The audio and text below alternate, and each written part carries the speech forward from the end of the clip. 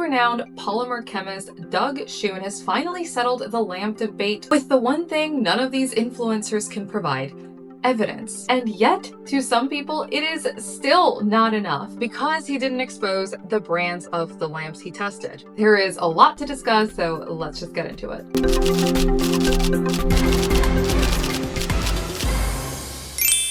So besties, if you're new here, my name is Ren and I developed an allergy to Hema, Hia, HPMA, and acrylomorpholine back in 2024. And since then, I have done obsessive levels of research as to how this happens. Most of that research has come from Doug Schoon, including his book, Advanced Chemistry of Nails, which I have read and is incredible and I strongly recommend it to you. I also want to apologize for what I anticipate are going to be all the cuts in this video because this is a lot of information. I'm also looking at it on my computer. I do not script my videos, and I'm trying to get everything as accurately as possible, so there's a lot of pauses, and I apologize for that. Last month, I made a video about lamps, and the educator that I talk about at the beginning of that video made a response video to me where basically the argument ended up being, where's your evidence? Well, here is the evidence. For many, many years, many creators, influencers, and educators in this industry have promoted some pretty shady lamps before. And a lot of the argument is that many brands just rebrand a SunUV or some generic Amazon lamp and price it double.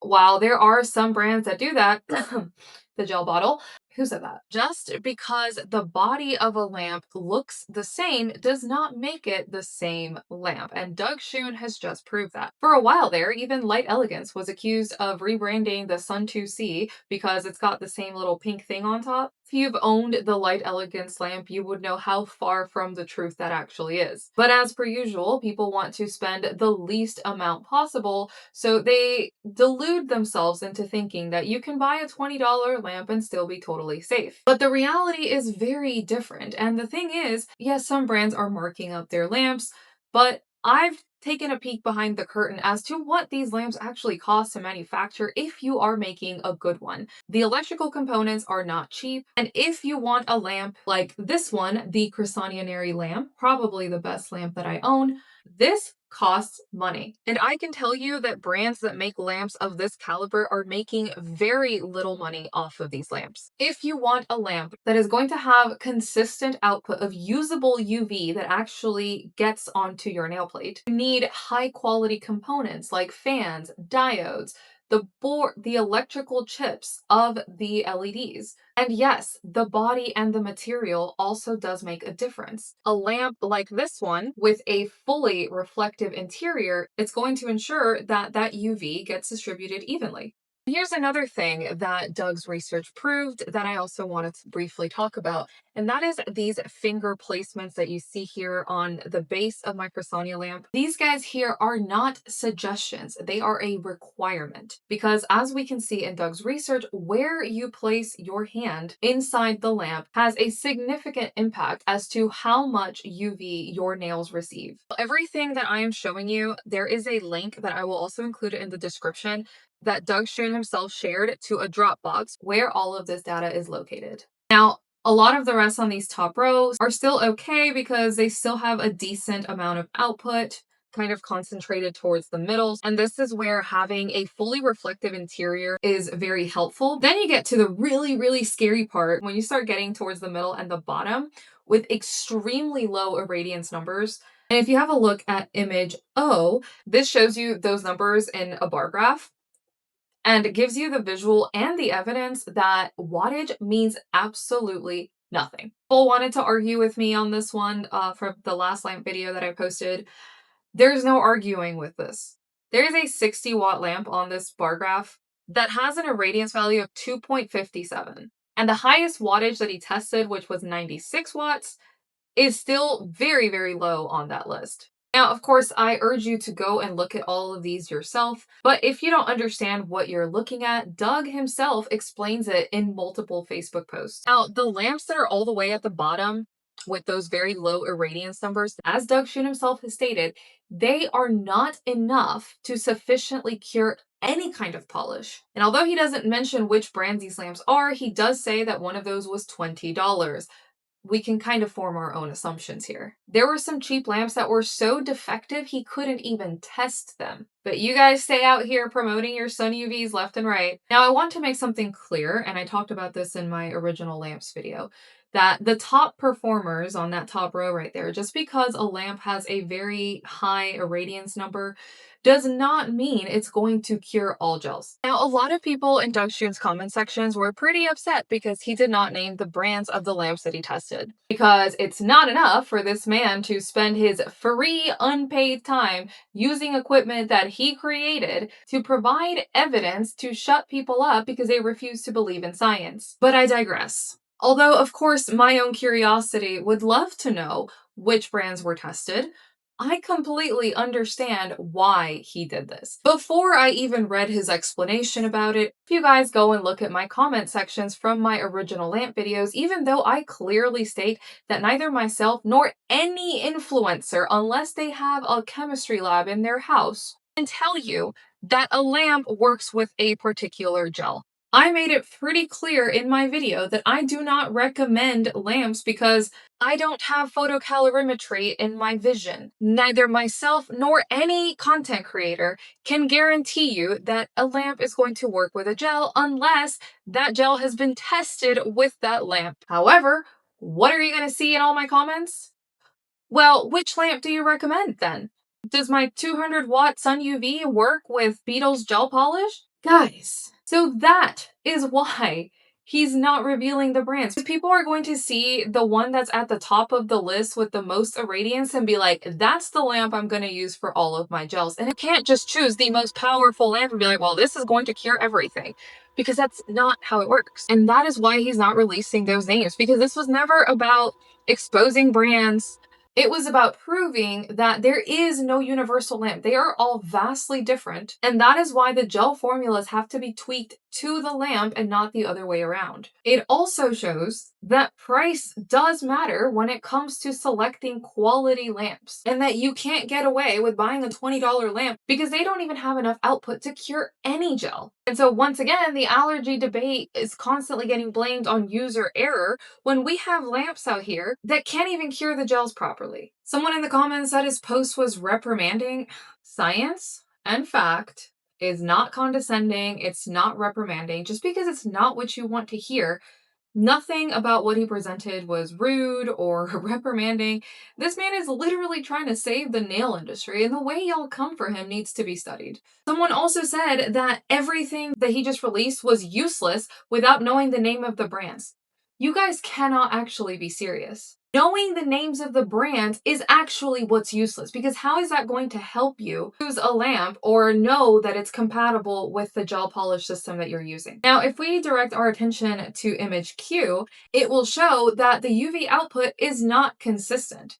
Some of these lamps lost up to 11% of their output. Now, as Doug Schoon explains in his post, this happens because with lower quality components, don't manage heat properly, and as the LED chips get hotter, they become less efficient. So again, this study isn't about exposing brands, it's about showing how these lamps work, how different they are, and that price does unfortunately have an effect on this. Because the cheaper companies cut a lot of corners and use lower quality components, which ultimately result in very inconsistent curing and faster lamp degradation. I have no horse in this race, okay? I'm not a brand owner, I don't sell lamps, and I'm struggling middle class myself. So obviously I would love to not have to spend $200 on a lamp, but unfortunately we can clearly see the reality is that you really just can't get away with cheaping out on a lamp. Of course, as I always say, the best way to keep yourself safe is to use a brand that does have a tested matching lamp. Of course, I understand that that's not always realistic, as I don't even do that because I test so many different gel polishes. And my Chrysania lamp is, I guess you could say, my universal lamp, because that is the lamp that I use to test any gel that does not have its own lamp. It is the one I trust the most just due to the way that it's built and the amount of effort and care that went into it. Of course, I cannot tell you, and no one can, if that lamp is fully curing any of my other gel polishes. But that is simply a risk that I am choosing to take and that you can choose to take. But stop spreading the misinformation that you can just get one good lamp and it'll cure everything. That is impossible. It grinds my gears to no end when I see a creator promoting a lamp and then people in the comments are like, well, will it cure my Z gel polish? And the creator responds, yeah, I've used that one, no problem. How do you know? Every time I ask this question, I either get blocked right away or they just tell me because it's hard and when they file it off, there's just dust. That means nothing. I don't think that we sometimes fully grasp that this stuff is happening at a molecular level. We can't see it, and even if the product feels, acts, looks, and even files off like it's fully cured, does not mean that it is. Until somebody invents a gel system where it will only act cured at 90+%, this is what we're left with. And the last thing that I want to mention, but this deserves its own video, and it will get one once I'm able to get some answers from the company. Although Doug has made his stance very clear on this, there is no such thing as a UV-free lamp that can cure gels. Imagine my surprise when CND, a company that Doug used to work for, has released a revolutionary UV-free lamp that uses only visible light, which Doug Schoon just said in a recent post is not possible. Now, the reason I'm not going to go too much more into this is because I did ask Doug for his opinion and I'm waiting to see what the brand is going to say about it. I don't know, maybe they did just invent some revolutionary technology that is going to change the industry, but personally, I would wait until there is a lot more information out before purchasing it. Now, if we look at Image M, Doug did test a lamp that claims to be UV free and it actually wasn't UV free, which is a good thing because if it was, it probably wouldn't be curing anything. But why even make that claim? Now, if you guys were not aware, the visible light spectrum starts after 400 nanometers, and we're talking wavelength, right? So most lamps, as you guys know, cure in the 365 to 405 nanometer range. After 400, that is when you start getting visible light. Most, if not all, the photoinitiators used in the industry activate at under 400. Some are like at 380, some activate at 365. If we go solely off of Doug Schoon's post, either A, the lamp is not actually UV free, or B, it's not going to cure squat. And don't even get me started with the whole red light therapy thing. Why? Why do we need red light therapy in a gel lamp? It's almost like companies are just looking for ways to stand out in the market of lamps when all a lamp needs to do is cure gels efficiently. That is it. And I swear I better not start seeing this on my FYP because guys, they sell red light therapy masks for your face, for the rest of your body. You don't need it in a UV lamp. All right, well, this has gone on long enough, but it's a very important thing to talk about because now we have the actual evidence for it. I strongly urge all of you to go familiarize yourselves with it, especially those of you who are either promoting some random lamp or telling people that they can use whatever lamp or telling people that they just need a higher wattage of lamp. And I just want to end this video by saying a huge thank you to Doug Schoon for continuing to dedicate himself to nail safety and dispelling misinformation and marketing claims, despite all of the backlash that he gets from just complete ingrates. Because genuinely, that is what some of y'all are. It is one thing to question the science and ask how he got to that conclusion. It's another thing entirely to question his credentials, question his motives, just generally be super rude and act like your 1 to 300 hours nail tech certification somehow makes you more qualified than a literal chemist. Nail techs want better for the industry. They want people to just make better things. They want someone to make a universal lamp. They want someone to make a universal gel formula. They want someone to just give them all the answers. But then when someone tries, this is how they get treated. And it's just mind-blowing to me. There are so many demands, but not enough understanding or appreciation. And I had to talk about that because it is actually just insane to me the amount of hate that this man gets just for telling the truth. So anyway, I just wanted to say thank you, Doug. Everyone should be thanking him for his contributions to our safety. And of course, if you aren't already, please make sure you hit that subscribe button and the bell icon so you don't miss any of my future videos. And if you would like to support all of the work, time, effort, and research that I put into my videos, you can join the Narrators Club and get early access to all of my videos, as well as exclusive videos and the Narrators group chat over on Discord. As always, thank you guys so much for hanging out with me, and I will see you in the next one.